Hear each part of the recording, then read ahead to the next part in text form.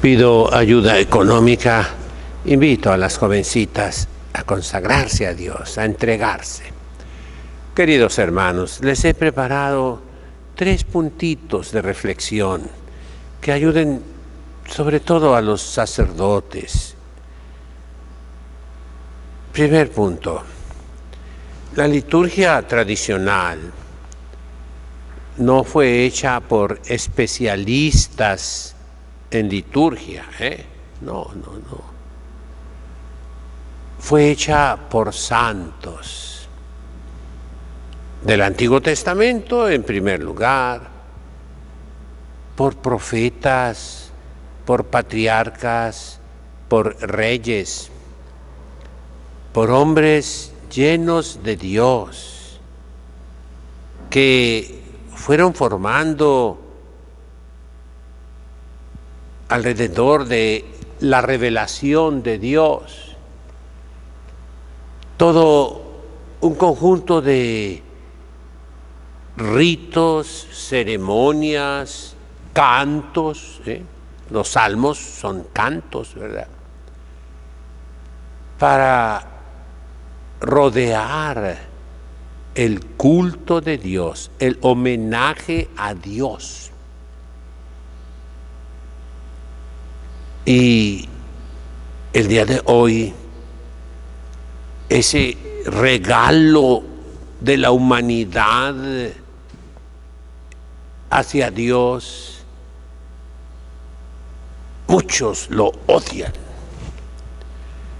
La liturgia es la respuesta de la iglesia del Antiguo Testamento, la iglesia del Nuevo Testamento, el Israel antiguo, el Israel nuevo, que es el cuerpo de Cristo, por el cual vienen todas las gracias del cielo a los demás.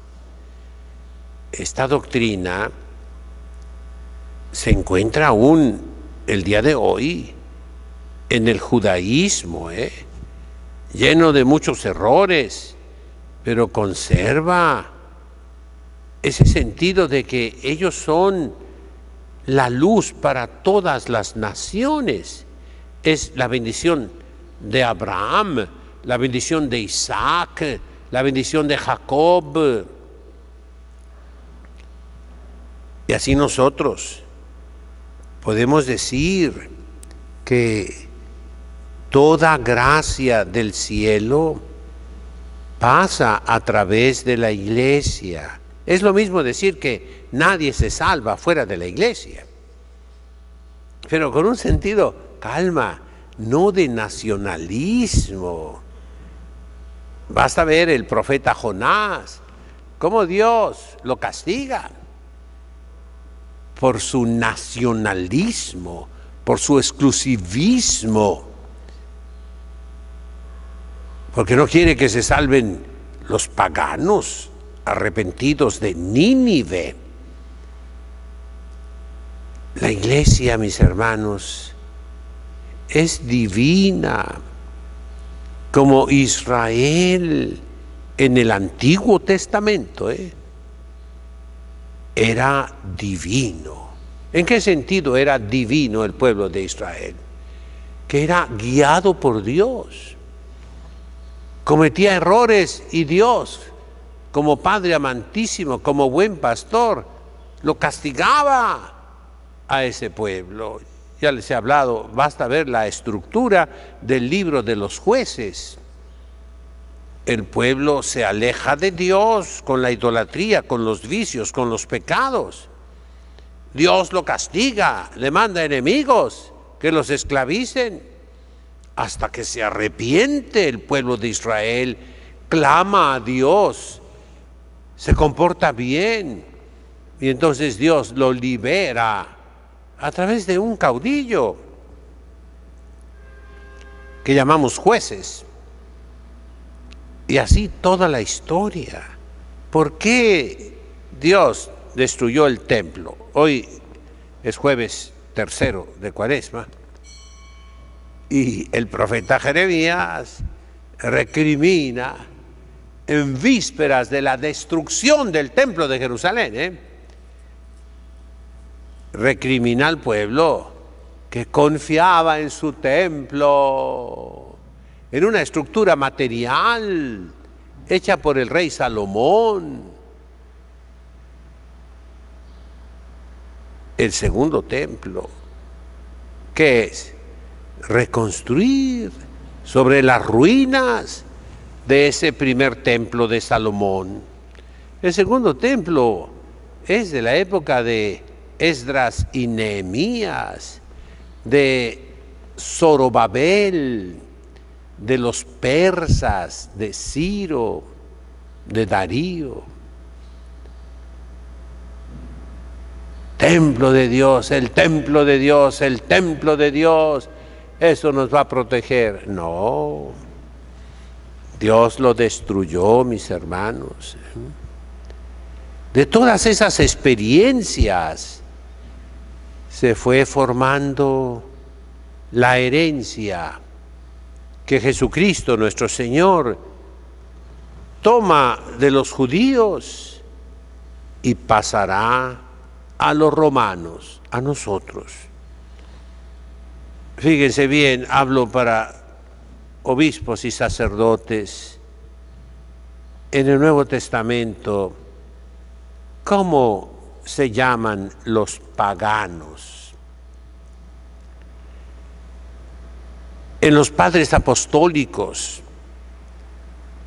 en los primeros escritores que fueron discípulos de los apóstoles, en los apologetas, la mayoría de ellos mártires, santos.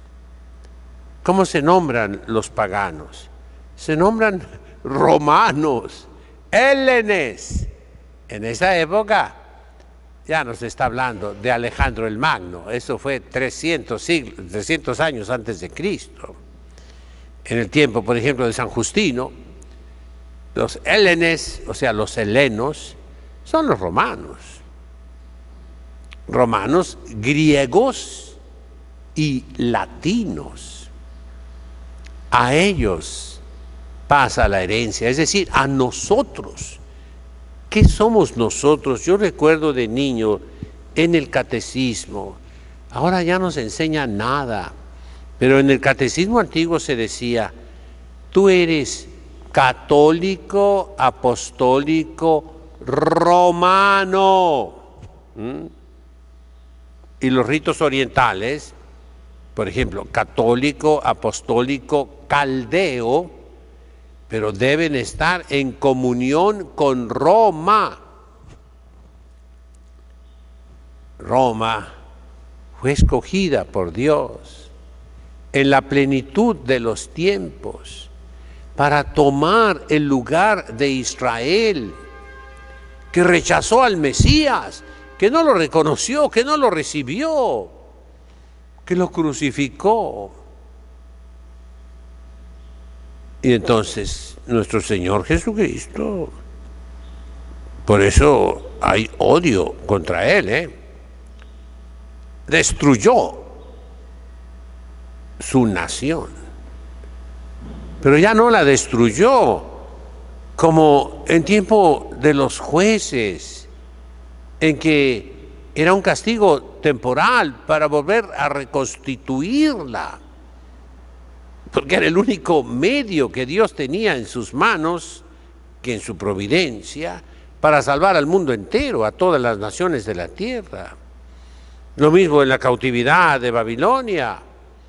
Dios destruye a su pueblo, pero conserva el resto fiel, el resto creyente, y de ese resto multiplica de nuevo el pueblo judío.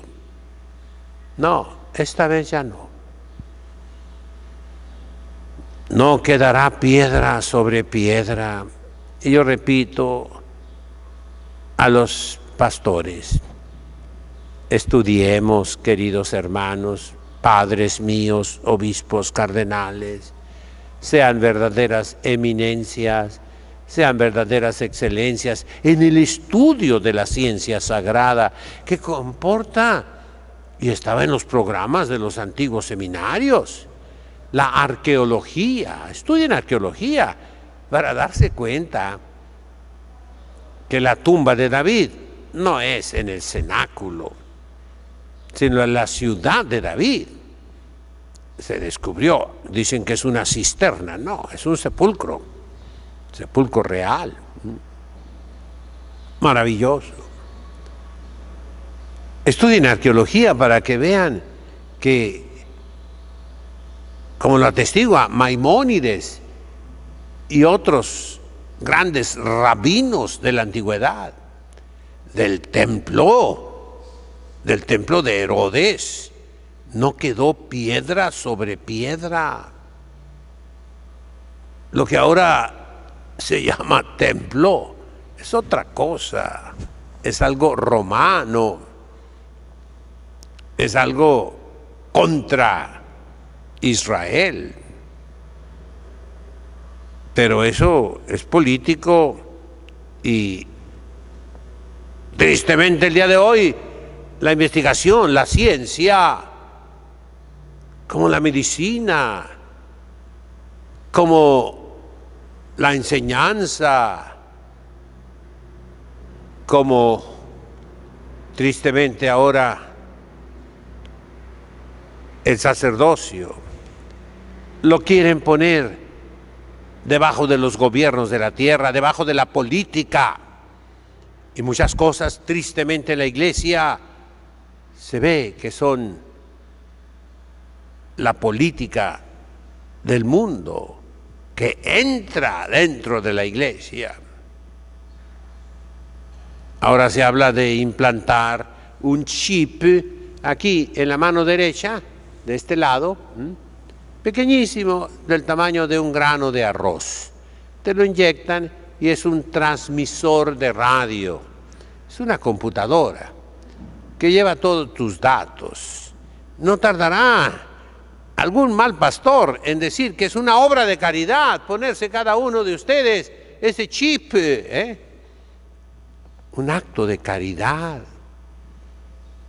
O sea, la iglesia, igual que los médicos, todos los médicos, con poquísimas excepciones, se pusieron a adorar la política, lo que diga la política, que está dirigida no por médicos, y se convirtieron en asesinos contra, dejemos a un lado lo religioso, contra el juramento de Hipócrates, el padre de la medicina griega, que dice que el médico es para la vida, no para la muerte.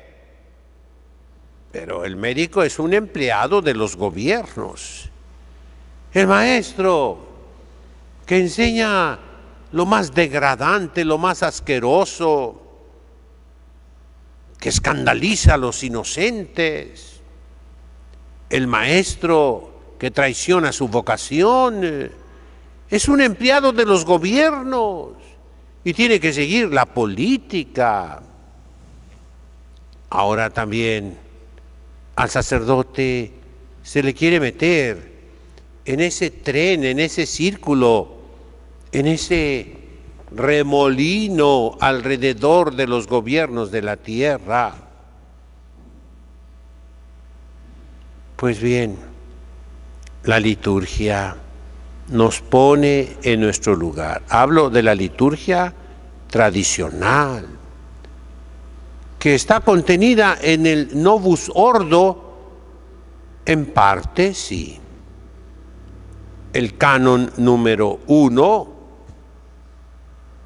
es el antiguo. Se le quiso modificar algo, pero no mucho, gracias a Dios. En lo demás, no es lo que siempre se aceptó, lo que en todas partes se aceptó, lo que por todos fue aceptado. Eso es materia, y me dirijo a los pastores, de estudio. Eso no quería el Concilio Vaticano II, de manera que se puede decir, la reforma de Pablo VI no es Oigan bien lo que estoy diciendo, lo que está escrito en el Concilio Vaticano II. Compárenla, compárenla. Me estoy dirigiendo a sacerdotes y a obispos, a eminencias, a excelencias, por favor. Compara el texto del Concilio Vaticano II con el texto del Novus Ordo Missae y de los nuevos sacramentos, digamos, de los nuevos ritos de los sacramentos. Compáralo. Recuerda que todos los obispos del concilio eran preconciliares, que cuando ellos hablan de la Santa Misa, están hablando de la Santa Misa tradicional, no de otra misa que no existía en ese tiempo. Pon los pies en la tierra. Entonces, ¿quién hizo la misa tradicional? Repito, los patriarcas, reyes, profetas, los santos del Antiguo Testamento. Y ese tesoro lo tomó la Iglesia y formó la liturgia cristiana de esa materia prima que se conserva, mis hermanos, el día de hoy. Mucho material en obras casi totalmente desconocidas para cardenales, arzobispos, obispos y sacerdotes, pero que en la providencia de Dios así quiso cubrir los ojos de un pueblo que es el pueblo judío, que no recibió a Jesucristo, pero que fue mantenido por Dios y por la Iglesia, principal protectora, óiganlo bien, de los judíos en las persecuciones. Esa es una verdad histórica. Pónganse a investigar los enemigos de la Iglesia. ¿Quién defendió a los judíos a lo largo de la historia? La Iglesia Católica. Los papas, los obispos. Hay excepciones, no lo niego. Entonces, ¿dónde se encuentra materia, para poder entender mejor el rito tradicional de la Iglesia Católica? Voy a dar una enumeración que va a escandalizar a muchos, por burros, por ignorantes, se van a escandalizar, pero son material de estudio, difícil de estudiar, que requiere muchísimo sacrificio, que requiere mucho estudio, pero el Concilio Ecuménico Vaticano II nos dio las claves, diciendo que debemos conocer las lenguas bíblicas y propias del rito, el arameo, todo un mundo de literatura totalmente desconocido por los nuevos pastores, la literatura hebrea, la literatura griega anterior a Cristo, que nos da diríamos, en lenguaje de San Ignacio de Loyola, la composición del lugar. Y repito, Jesucristo vino en la plenitud de los tiempos, cuando era emperador Augusto, Octavio Augusto, sobrino de Julio César. Jesucristo muere bajo el imperio de Tiberio César, el segundo emperador romano. Jesucristo manda a sus apóstoles con los paganos, vuelvo al inicio. ¿Quiénes son los paganos? Los romanos. También los bárbaros. Pero Jesucristo se está refiriendo al imperio romano. Paganos, que lo crucificaron a él. Pero cuando él habla con el representante del emperador, ¿quién es? Poncio Pilato, le dice: ellos tienen más culpa que tú. ellos tienen más culpa que tú. Ya he hablado mucho y vemos en la Sagrada Escritura, en el Evangelio, la figura de los militares romanos sale positiva. El primer pagano que se convierte es un centurión romano, Cornelio. El primero que grita, este verdaderamente era el Hijo de Dios, es un centurión romano. El que ayuda y salva la vida de San Pablo es un centurión romano.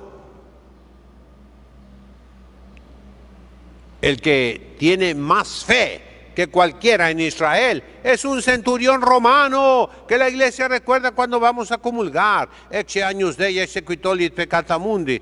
Y respondemos con las palabras de un militar del Imperio Romano. Domine non sum dignus. Señor, yo no soy digno de que vengas a mi casa. Entonces, mis hermanos, ¿cuáles son esos libros? Lo digo sabiendo que hay fanáticos que me van a atacar. La Mishnah, el Talmud de Babilonia, el Talmud de Jerusalén, todos los Midrashim, que son numerosísimos, y la Cábala. La Cábala, momento, como documento histórico, como fuente, como repertorio, inmenso repertorio de la literatura judía postcristiana. Es mucho enemiga de Cristo, sí. La iglesia censuró en el Talmud muchos pasajes que blasfeman contra Cristo, pero nunca prohibió el Talmud, nunca. Hasta 1948 existía el índice, hasta 1964 o 65, existió el índice de libros prohibidos. La última edición que yo tengo aquí es de 1948. Ahí no figura ni la Mishnah, ni el Talmud, ni el Zohar, ni los libros de los Midrashim. La iglesia nunca los prohibió, pero sí se requiere criterio y conocimiento de las lenguas y conocimiento de la filosofía y de la teología. Se requiere eminencias, excelencias para estudiarlo, pero verdaderas eminencias, La mona, aunque se vista de seda, mona se queda, Entiéndame bien, y no es un insulto, es la verdad. Por eso, mis hermanos, en estos momentos trágicos, en que la iglesia se está desbaratando, se está desgajando, Alemania se separa de la iglesia, Bélgica, Suiza, la mitad del mundo católico, aún en América Latina, ya se perdió y sigue, como esos glaciares que están en el océano, se desgajan millones de toneladas de hielo y caen al océano. Así vamos a ver en el futuro próximo, miles y miles de católicos que se separan de Roma, de la iglesia. Nosotros no. Nosotros somos fieles, pero resistimos, mis hermanos. Queremos defender el rito tradicional, no solo de la Santa Misa, sino de todos los sacramentos y sacramentales. Eso no es lo que quería el Concilio Ecuménico Vaticano II. No es.